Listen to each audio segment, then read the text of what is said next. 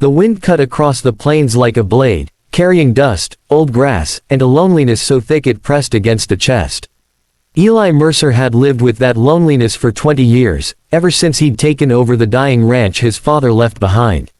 He knew every sound the land made, the creak of fences, the low groan of cattle at dawn, but that morning there was a sound he did not recognize. It was silence where there should have been birds. Silence so heavy it stopped him mid-step. That was when he saw her, beneath the cottonwood by the creek, a shape that didn't belong to the land, hanging still, with a piece of cardboard swinging lightly against her chest. The words written in charcoal cut deeper than any knife, "White man don't forgive." For a moment, Eli couldn't breathe. The world narrowed to the cottonwood, its roots clawing into the dirt like fingers refusing to let go. He ran without thinking, boots pounding the earth, heart screaming louder than the wind. As he reached her, he saw she was young, barely more than a girl, with long black hair tangled by the branches. Her eyes were closed, her face pale, but there was the faintest movement at her throat. She was alive. Eli didn't stop to think about who she was or why she was there. He cut her down with shaking hands, lowered her gently to the ground, and pressed his ear to her chest, listening for proof that the world hadn't completely broken. He carried her to his truck and drove like the devil himself was chasing him. At the small clinic in town, the nurse looked at him with suspicion before urgency took over. The girl was stabilized, warmed, given air. She never woke while Eli sat in the waiting room, hands stained with dirt and charcoal dust, staring at the words he couldn't forget. "White man don't forgive." He wondered who had written them, and why they were meant for him, or for anyone like him. When she finally opened her eyes, it wasn't in the clinic but in Eli's spare room at the ranch. The nurse had insisted she needed quiet, and the sheriff had shrugged, saying no one had reported a missing girl. She lay stiff as a trapped animal, eyes dark and sharp, scanning the room as if measuring the distance to every exit. Eli stood in the doorway, unsure whether to speak. He had set a glass of water on the nightstand and backed away, like you do with something wounded and proud. "My name is Eli," he said finally. "You're safe here." She didn't answer. Her gaze flicked to the window, then back to him. When she spoke, her voice was hoarse but steady. "You should have left me." Eli swallowed. "I couldn't." That was the first crack. Over the next days, she ate little and spoke less, but she didn't try to run. Her name, when she finally gave it, was Naya. She said she was Apache, from a family that lived on the edge of the reservation 2 counties over.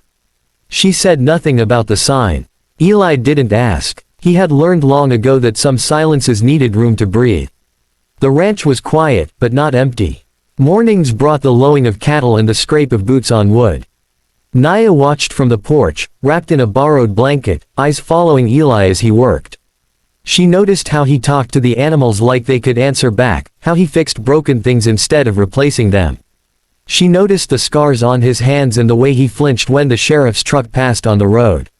The first time she spoke more than a sentence, it was about the land. "You know this creek used to be wider," she said one evening, pointing with her chin. "My grandfather said our people camped here before fences." Eli nodded. "My father told me that too."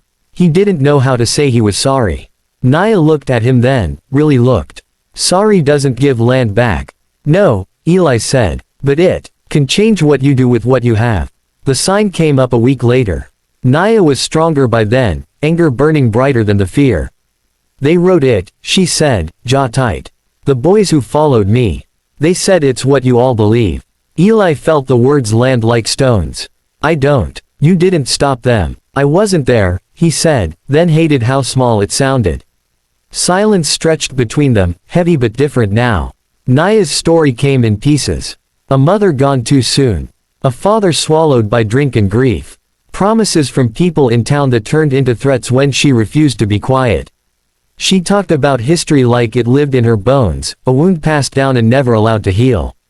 Eli listened. He didn't defend himself or his father or the ranch. He told her about his own losses, the fire that took half the herd, the bank that circled like a vulture, the neighbors who sold out and left. He told her how loneliness can make a man believe he deserves it. The challenge came with the first letter from the bank. Red ink, sharp words. Eli sat at the kitchen table, head in his hands. Naya watched from the doorway. "They're going to take this place," she said. "Soon," he admitted. She surprised him then. Let me help. With Naya's help came change. She had ideas, about bringing people in for trail rides, about sharing the creek and the cottonwood, about telling the story of the land honestly instead of pretending it began with fences. Eli was afraid. Opening the ranch felt like opening old wounds. But fear had almost cost him a life. He said yes. Not everyone welcomed the idea.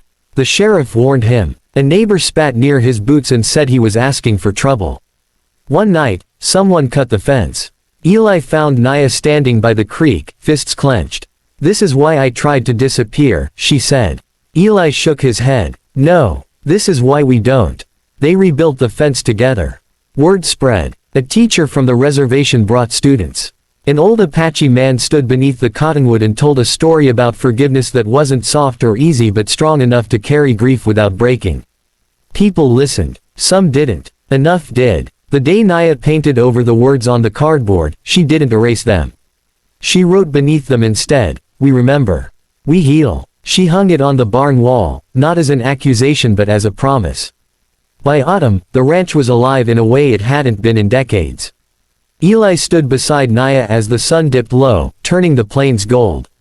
"I'm glad you didn't leave me," he said. She looked at the cottonwood, its leaves whispering. "I'm glad you didn't look away." The land didn't change its past. It held it, the way it always had. But something in the present shifted, two people choosing to stand where hurt had tried to win. The message carried across the plains was simple and hard-earned. Forgiveness is not forgetting, and healing is not silent. It is work, shared and stubborn, like the land itself.